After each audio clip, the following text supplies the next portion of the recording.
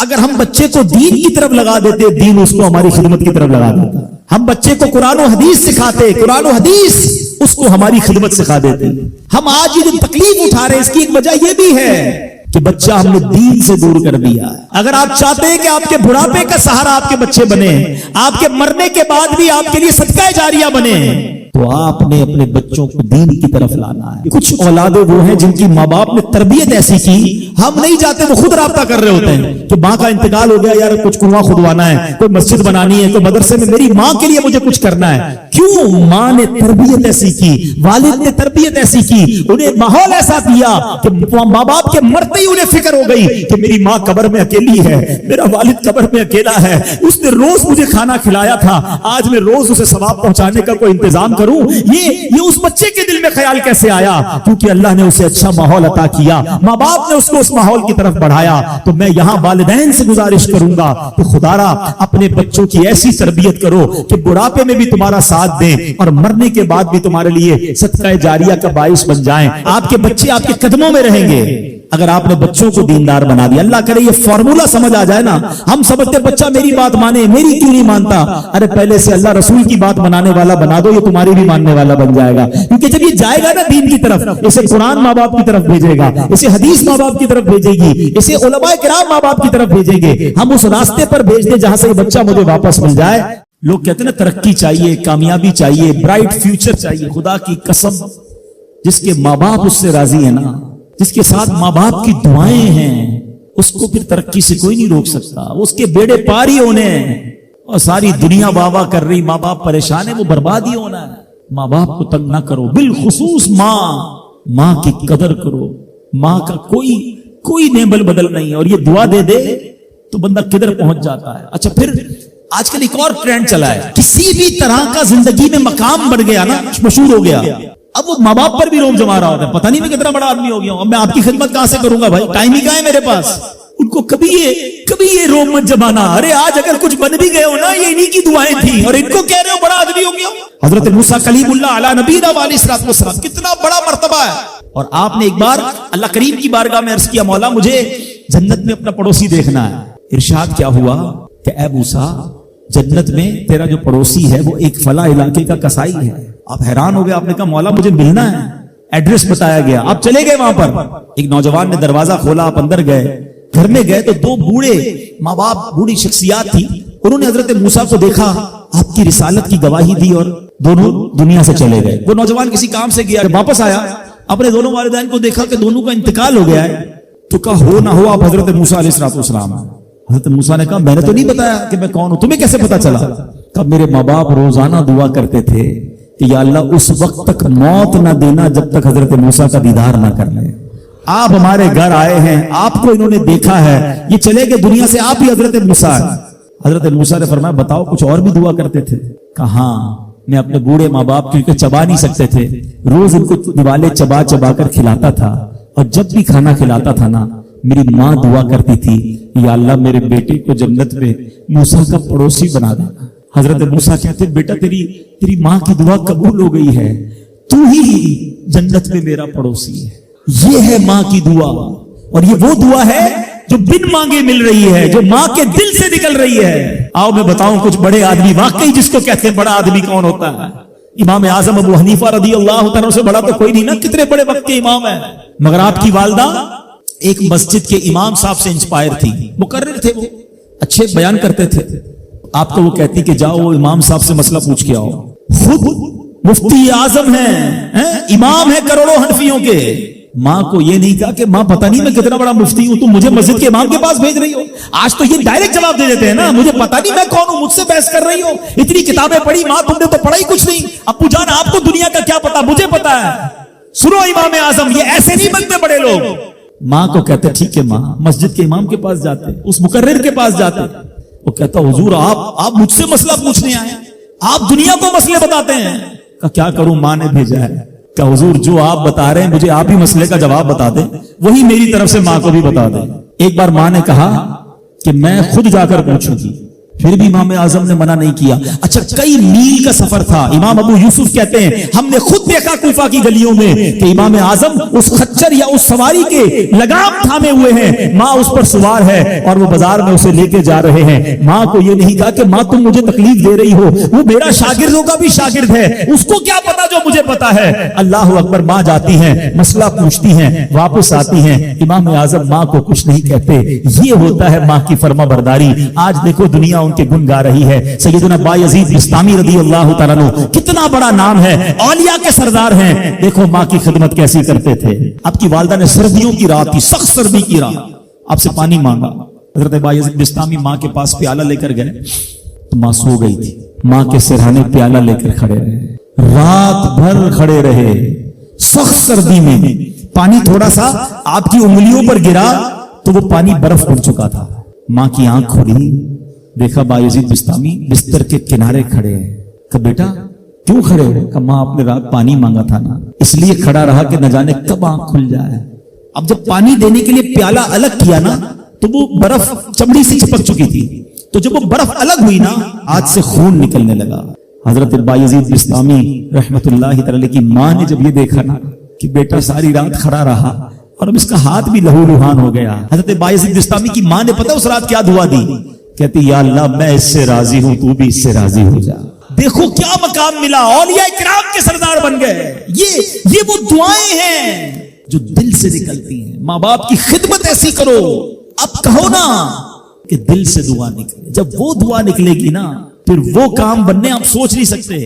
سورہ فاتحہ 100 مرتبہ پڑھ کر جو دعا مانگی جائے وہ قبول ہوتی ہے. سورہ بقرہ کی تلاوت سے شیطان گھر سے بھاگ جاتا ہے. آیت الکرسی پڑھنے سے محتاجی دور ہوتی ہے. سورہ کہف کو ہمیشہ پڑھنے والا دجال کے فتنوں سے محفوظ رہے گا. والدین کی قبر پر ہر جمعہ سورہ یاسین کی تلاوت کرنے سے اس کی حروف کی تعداد کے برابر ان کے گناہ بخش دیے جاتے ہیں. سورہ الدخان پڑھنے سے مشکل دور ہوتی ہے. جو قریب المرگ ہو اس پر سورہ جاسیہ کا دم کرنے سے خاتمہ بالخیر ہوتا ہے. سورہ حجرات کا پڑھنا اور دم کر کے پینا گھر میں خیر و برکت کے لیے مفید ہے. سورہ قاف پڑھنے سے جو باغ ہوتے ہیں ان کے پھلوں میں کثرت ہوتی ہے. سبحان اللہ. سورہ رحمان 11 بار پڑھنے سے تمام مقاصد پورے ہوتے ہیں. سورہ واقعہ جو شخص روزانہ پڑھے گا اسے کبھی فاقہ نہ ہوگا. سورہ ملک کو ہر رات پڑھنے والا عذاب قبر سے محفوظ رہے گا. سورہ مزمل کو 11 بار پڑھنے سے ہر مشکل آسان ہو جاتی ہے. سورہ مدثر کو پڑھ کر حفظ قرآن کی دعا مانگنے سے قرآن کریم کا یاد کرنا آسان ہو جاتا ہے. جو بچے حفظ کر رہے ہیں ان کے لیے زبردست وظیفہ ہے. سورہ النازعات پڑھنے سے جان کنی کی تکلیف نہیں ہوگی. سورہ ضحیٰ پڑھنے سے بھاگا ہوا آدمی واپس آ جائے گا. سورہ علم نشرح کو جس مال پر پڑھ دیا جائے اس میں خوب برکت ہوتی ہے. سورہ تین والتین والزیتون جو ہے 3 مرتبہ پڑھنے سے اخلاق و کردار بہتر ہوتے ہیں. سورہ علق میں جوڑوں کے درد کا علاج ہے. سورہ قدر جو صبح و شام پڑھے اللہ عز و جل اس کی عزت بڑھا دے گا.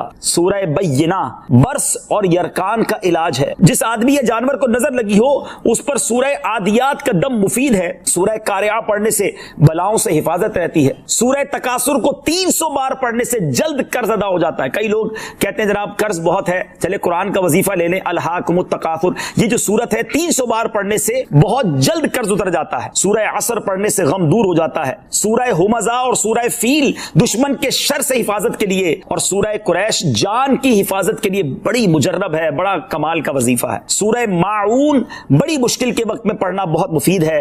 سورہ کوثر کی تلاوت سے بے اولاد صاحب اولاد ہو جاتا ہے. کئی بے اولاد بھی وظائف مانگ رہے ہوتے ہیں. سورہ کافرون 1/4 قرآن کے برابر ہے. سورہ زلزال نصف قرآن کے برابر ہے. سورہ اخلاص 1/3 قرآن کے برابر ہے. اور سورہ فلق اور سورہ ناس سے جن اور شیطان اور حاسدوں کے شر سے حفاظت رہتی ہے. پھر کیوں نہ ہم قرآن سے دوستی کر لیں, کیوں نہ قرآن کو اپنا ورد بنا لیں. الحمدللہ رب العالمین والصلاة والسلام علی سید المرسلین اما بعد فاعوذ باللہ من الشیطان الرجیم بسم اللہ الرحمن الرحیم الصلاة والسلام علیک یا رسول اللہ وعلی آلک واصحابک یا حبیب اللہ الصلاة والسلام علیک یا نبی اللہ وعلی آلک واصحابک یا نور اللہ. میٹھے میٹھے اسلامی بھائیوں اور مدنی چینل کے ناظرین, ایک بار پھر پروگرام پیغام قرآن لے کر حاضر ہے. ہر ہی پروگرام میں ایک قرآن پاک کا واقعہ اور اس سے ملنے والا سبق حاصل کرتے ہیں. آج ایک بڑا ہی عجیب و غریب بھی اور دردناک واقعہ بھی ہے. نبی پاک علیہ الصلوۃ والسلام سے ہم سب کو بے انتہا محبت ہے اور یہ ایمان کی جان ہے. نبی پاک سے محبت نہیں تو ایمان بھی کمپلیٹ نہیں ہوتا. اور جب نبی پاک علیہ الصلوۃ والسلام کو تکلیف پہنچے یا نبی پاک علیہ الصلوۃ والسلام کو کسی طرح کی کوئی ایذا پہنچے تو یقیناً جب امتی اس کو پڑھتا ہے سنتا ہے تو دل پر بھی تکلیف ہوتی ہے. ایک ایسا ہی واقعہ جس میں ہمارے آقا علیہ الصلوۃ والسلام کو تکلیف پہنچائی گئی، نبی پاک علیہ الصلوۃ والسلام پر جادو کیا گیا. ناظرین آج یہ واقعہ ہم سنیں گے اور یہ قرآنی واقعہ ہے اور اس کے ذریعے بہت ساری باتیں بھی سنیں گے. جادو کے بارے میں بڑے مسکنسیپشن ہیں لوگوں کے ذہنوں میں اور سمجھتے ہیں کہ جادو کا توڑ کرنے کے لیے بڑے عجیب و غریب عمل کرنے پڑیں گے، بڑے گناہوں والے کام کرنے پڑیں گے، اللہ کی ناراضگی والے کام بھی لوگ کرنے کے لیے تیار ہو جاتے ہیں، حرام اور ناجائز کام کرنے کے لیے تیار ہو جاتے ہیں اور سمجھتے ہیں کہ اس سے جادو سے بچا جا سکے گا. البتہ جادو کروانے کے لیے بھی لوگ بڑے ہی ناجائز اور حرام کام کرتے ہیں جو کہ جہنم میں لے جانے والے کام ہوتے ہیں. اللہ مجھے اور آپ کو ہمیشہ جادو ٹونے آسیب سے محفوظ رکھے، ہر قسم کی بلاؤں سے محفوظ رکھے. اور آج قرآن کے ذریعے سمجھیں گے کہ جادو کا علاج کیا ہے، جادو ہو جائے تو بچا کیسے جا سکتا ہے. اور نبی پاک علیہ الصلوۃ والسلام پر جب جادو ہوا تھا، جادو کرنے کی کوشش کی گئی تھی، اس کا نتیجہ کیا نکلا. ناظرین توجہ کے ساتھ آپ نے سلسلے میں شامل رہنا ہے. روایت یہ ہے کہ لبید بن عاصم یہودی اور اس کی بیٹیوں نے نبی پاک علیہ الصلوۃ والسلام پر جادو کر دیا جس کا اثر پیارے آقا علیہ الصلوۃ والسلام کے جسم پر نمودار ہوا. طبیعت شریف جو ہے وہ کچھ ناساز ہونے لگی. آپ کے قلب، آپ کی عقل مبارک اور آپ کے اعتقادات پر کوئی اثر نہ ہوا، صحت مبارک پر تھوڑا سا اثر ہوا. چند روز بعد حضرت جبریل امین بارگاہ رسالت میں حاضر ہوئے اور عرض کی یا رسول اللہ صلی اللہ تعالی علیہ وسلم، ایک یہودی نے آپ صلی اللہ تعالی علیہ وسلم پر جادو کر دیا ہے اور جادو کا جو سامان ہے وہ فلاں کنویں میں ایک پتھر کے نیچے دبا ہوا ہے. سرور کائنات علیہ الصلوۃ والسلام نے حضرت علی مولائے کائنات شیر خدا کرم اللہ تعالی وجہ الکریم کو بھیجا. انہوں نے کنویں کا پانی نکالا اور پتھر اٹھایا تو اس کے نیچے سے کھجور کے گھابے کی تھیلی برآمد ہوئی، یعنی کھجور کے جو چھلکے ہوتے ہیں اس طرح کی تھیلی برآمد ہوئی اور اس میں نبی پاک علیہ الصلوۃ والسلام کے منہ مبارک جو کنگھی سے ٹوٹے تھے اور کنگھی کے ٹوٹے ہوئے کچھ دندانے اور ایک ڈور یا کمان کا چلہ جس میں 11 گٹھانے لگی ہوئی تھی اور ایک موم کا پتلا تھا جس میں 11 سوئیاں چبھی ہوئی تھی. یہ سب سامان پتھر کے نیچے سے نکلا اور یہ مولا علی کرم اللہ تعالی وجہ الکریم یہ سارا سامان لے کر نبی پاک علیہ الصلوۃ والسلام کی بارگاہ میں آ گئے. اس کے بعد سبحان اللہ، اب اس کا توڑ کیسے آیا، اس کا علاج کیسے ہوا، اس کا حل کیا نکلا.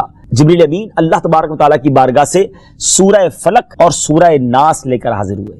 یعنی اب جو سورہ فلق اور سورہ ناس ہے وہ نازل ہوئیں اور ان دونوں صورتوں کو ملائیں تو ناظرین اس میں 11 آیتیں ہیں. ہر ایک آیت کے پڑھنے سے ایک ایک گرہ کھلتی جاتی تھی، یہاں تک کہ سب گرہیں کھل گئیں اور پیارے آقا علیہ الصلوۃ والسلام بالکل شفا یاب ہو گئے. سبحان اللہ سبحان اللہ. ناظرین اب اس واقعے سے بہت ساری باتیں میں نے اور آپ نے سیکھنی ہیں. پہلی بات یہ ہے کہ یہ بخاری شریف میں ہے کہ پیارے آقا علیہ الصلوۃ والسلام جب بستر شریف پر تشریف لاتے تو اپنے دونوں ہاتھوں پر دم کرتے اور اپنے سر سے پاؤں تک پورے جسم پر اپنے ہاتھوں کو پھرایا کرتے جہاں تک دستے مبارک پہنچ سکتے. یہ عمل 3 مرتبہ فرماتے. یعنی نبی پاک علیہ الصلوۃ والسلام ان دونوں صورتوں کا اپنے اوپر بھی دم کیا کرتے. اور ایک اور جگہ پر بھی یہ ہے، حدیث عائشہ رضی اللہ تعالی عنہا میں ہے کہ جب نبی پاک علیہ الصلوۃ والسلام کے گھر والوں میں سے کوئی بیمار ہوتا تو آپ علیہ الصلوۃ والسلام ان دونوں صورتوں کو پڑھ کر اس پر دم فرمایا کرتے تھے. تو یہ نبی پاک کے معمول میں تھا. تو آج اگر ہم میں بھی کوئی بیمار ہو جائے، فیملی میں کوئی بیمار ہو جائے، اپنے آپ کو ہم ان آفتوں سے بچانا چاہتے ہیں تو اول آخر 3 بار درود پاک پڑھیں، سورہ فلق اور سورہ ناس کی تلاوت کریں، اپنے ہاتھوں پر دم کر کے اپنے جسم پر پھیر لیں، کسی مریض پر دم کر دیں، انشاءاللہ اس کی برکت ملے گی. یہاں ایک اور مسئلہ بھی سیکھنے کو ملے گا کہ تعویذات اور عملیات میں جس میں کوئی لفظ کفر و شرک کا نہ ہو وہ جائز ہے. اسی طرح گنڈے بنانا اور ان پر گرہیں لگا کر آیات قرآن اور اسماء الہیہ پڑھ کر پھونک مارنا بھی جائز ہے. یعنی تعویذات اگر شرک سے پاک ہیں، اگر کفریہ کلمات سے پاک ہیں تو وہ کرنے میں کوئی حرج نہیں، وظائف کرنے میں کوئی حرج نہیں. یہ قرآن و حدیث سے ثابت ہے اور آپ نے یہ سنا. ناظرین سیکھنے کو کیا مل رہا ہے؟ خلاصہ یہ ہوا کہ سورہ فلق یعنی قل اعوذ برب الفلق اور قل اعوذ برب الناس، یہ دونوں صورتیں جن اور شیاطین، نظر بد اور آسیب اور تمام امراض خصوصاً جادو ٹونے کا مجرب علاج ہیں. ان کو لکھ کر تعویذ بنائیں، گلے میں پہنائیں اور ان کو بار بار پڑھ کر مریض پر دم کریں اور کھانے اور پانی اور دواؤں پر پڑھ کر پھونک دیں اور پھر مریض کو کھانا وغیرہ کھلائیں. انشاءاللہ عز و جل ہر مرض اور بالخصوص جادو ٹونا دفع ہو جائے گا. मरीज शिफा याब हो जाएगा। इसी तरह कुरान मजीद की दूसरी तमाम सूरतों के खुसूसी खवास हैं, जिनको बहुत खूबसूरत किताब जन्नती जेवर है, उसमें भी आप पढ़ सकते हैं नाजरीन। इसी तरह हमें चाहिए कि कुरान पाक की तिलावत करते रहें। कुरान पाक की हर हर्फ में शिफा है, बरकतें हैं। और आज खास तौर पे हमारे नाजरीन को गोया वजीफा, कुरानी वजीफा मिल रहा है। बहुत सारे नाजरीन ये गुजारिश करते हैं कि हमें कोई वजीफा बताया जाए, तो देखिए आज तो कुरान के जरिए, और वो वजीफा जो नबी पाक को रब की तरफ से अता हुआ, प्यारे आका अलैहिस्सलाम को भी शिफा नसीब हुई, तो हमें जरूर इसको अपनाना चाहिए। नाज़रीन, इससे पहले कि मैं मजीद इस मामले में आगे बढ़ूं, मैं चाहता हूं कि दोनों सूरतों की तिलावत और उसका तर्जमा पहले सुन लेते हैं और फिर मजीद इस बारे में बात करते हैं कि इस हैरत अंगेज वाक़े से मुझे और आपको मजीद क्या सीखने को मिलता है। पहले सूरह फलक की तिलावत होगी, सूरह नास की तिलावत होगी। मैं यहां एक और बात भी कहना चाहूंगा। कुछ लोग ये कहते हैं जनाब हम वजीफा करते हैं, असर नहीं होता, बरकत नहीं मिलती। पहले ये चेक कर लें कि आपके मखारिज ठीक हैं। नाजरीन, सूरह फलक और सूरह नास के बेशुमार फजाइल व बरकत हैं। एक और हदीस पाक सुनिए। हजरत अब्दुल्ला बिन खुबैब रज़ी अल्लाह तआला अन्हु फरमाते हैं कि हम पर हल्की बारिश हुई और उस वक्त अंधेरा छाया हुआ था और हम प्यारे आका अलैहिस्सलाम का इंतजार कर रहे थे कि वो आकर हमें नमाज पढ़ाएं। फिर नबी पाक अलैहिस्सलाम हमें नमाज पढ़ाने के लिए तशरीफ लाए और इरशाद फरमाया, पढ़ो। मैंने अर्ज की, क्या पढ़ूं? इरशाद फरमाया, सुबह शाम 3-3 बार कुल हुवल्लाहु अहद, कुल अऊज़ु बिरब्बिल फलक और कुल अऊज़ु बिरब्बिन नास पढ़ो। इनकी तिलावत करना तुम्हें हर बुरी चीज से बचाएगा। चलें, एक और वजीफा मिल गया, सूरह इखलास को भी शामिल कर लें। तो सुबह शाम पढ़ें तो इंशाअल्लाह बुरी आफतों से, मुसीबतों से, जादू टोने से, आसेब से, इन तरह की बलाओं से इंशाअल्लाह महफूज रहेंगे। नाज़रीन, यहां कुछ मसाइल भी सीख लेते हैं। हजरत अस्मा बिनते उमैस रज़ियल्लाहु तआला अन्हा ने अर्ज की, या रसूल अल्लाह सल्लल्लाहु अलैहि वसल्लम, जाफर के बच्चों को जल्द जल्द नजर होती है, क्या मुझे इजाजत है कि उनके लिए अमल करूं? नबी पाक अलैहिस्सलाम ने इजाजत अता फरमाई। तो सीखने को यह मिला कि तावीज और अमलियात जिनमें कुफ्र और शिर्क ना हो, कोई कलमा नाजायज ना हो, तो उसमें जो है वो तावीज करना, अमल करना जायज है। और खासकर वो अमल जो आयात कुरानिया से किए जाएं या अहादीस में वारिद हुए हों। इसी तरह चंद मसाइल भी सीखने को मिले। ये दोनों सूरतें जो हैं, इनके शान नुज़ूल से हमें मालूमात क्या मिलती हैं। नंबर 1, जादू और उसकी तासीर हक है। कुछ लोग जादू का इनकार कर देते हैं, ये दुरुस्त नहीं है। जादू और उसकी तासीर हक है, क्योंकि कुरान में उसका जिक्र है और नबी पाक अलैहिस्सलाम पर भी, आपकी सेहत मुबारक पर उसका असर हुआ। नंबर 2, नबी के जिस्म पर जादू का असर हो सकता है, जैसे तलवार, तीर और नेज़े का भी असर होता है। यह शान नबूवत के खिलाफ नहीं है। हां, ऐसा असर नहीं हो सकता कि जिससे नबूवत के मुताल्लिका उमूर में खलल आ जाए। हजरत मूसा अलैहिस्सलाम के मुकाबले में जादूगर बिलाखिर इसलिए फेल हुए क्योंकि वहां जादू से मौजज़े का मुकाबला था, वरना हजरत मूसा अलैहिस्सलाम के ख्याल पर भी उस जादू ने असर किया कि उनको ख्याल हुआ कि ये लाठियां, रस्सियां चल रही हैं। नबी करीम अलैहिस्सलाम के ख्याल पर भी इसी तरह यही असर हुआ था। नंबर 3, जादू को दूर करने में सूरह फलक और सूरह नास को खुसूसी तासीर हासिल है। नंबर 4, जादू टोने और अमलियात और असरात और बीमारियों को खत्म करने के लिए कुरान पाक की सूरतों और आयतों को इस्तेमाल किया जा सकता है और बुखारी शरीफ में सूरह फातिहा को इस मकसद के लिए इस्तेमाल करने का बयान मौजूद है। तो सूरह फातिहा को सूरह शिफा भी कहा जाता है, तो यह भी शिफा के लिए बड़ा मुजर्रब और बड़ा प्यारा वजीफा है। नाज़रीन, ये चंद बातें तो हमने इस वाक़े के मुतालिक सीखी, सूरह फलक और सूरह नास के कुछ फजाइल भी सुने। मैं यहां एक और बात भी करना चाहता हूं कि आजकल प्रॉब्लम यह हो गया है कि इतने आमिलीन आ गए हैं, इतने अमल करने वाले लोग आ गए हैं, इतने बोर्ड हमारे शहरों और वतन में लग जाते हैं कि ऐसा लगता है हर दूसरे आदमी पे जिन है या उस पे जादू हो गया है। खुदारा, झूठे आमिलीन से अपने आप को बचाइए। अगर जीने की तमन्ना है तो कुछ पहचान पैदा कर। लोगों के घर बिक जाते हैं, लोगों की इज्जतें पामाल हो जाती हैं, अजीब माहौल हो गया है। कुछ बदनसीब तो वो हैं जो किसी को तबाह करने के लिए जादू करवाने जाते हैं और हजारों लाखों रुपए खर्च करते हैं और फिर बेचारे कुछ जब बीमार हो जाते हैं तो अपना बाज़-औक़ात डॉक्टरी मसला होता है और वो भी किसी आमिल के हत्थे चढ़ जाते हैं और वो कहता है जनाब आपके घर में बहुत बुरा अमल हुआ है, फलां जगह कोई चीज दबी हुई है और उसको अब संभालने के लिए, उसको निकालने के लिए इतने बकरे चाहिए, इतने मुर्गे चाहिए, इतने अंडे चाहिए, कब्रिस्तान में ये अमल करना होगा। और फिर गरीब आदमी अपनी चीजों को बेच बेच कर हजारों लाखों रुपए दे देते हैं और खानदान के खानदान टूट जाते हैं। ऐसा ना करें, ऐसा ना करें। बल्कि मैं तो उन आमिलीन से भी गुजारिश करूंगा कि हलाल रोजी की तरफ आए। दावत इस्लामी ने बड़ा शानदार एक अंदाज इख्तियार किया। अल्लाह सलामत रखे दावत इस्लामी के मदनी माहौल को। नाज़रीन, आप सोच रहे होंगे कि फिर हमारी बीमारियों के लिए हम तावीज़ किससे लें, हम ये वज़ाइफ कहां से लें।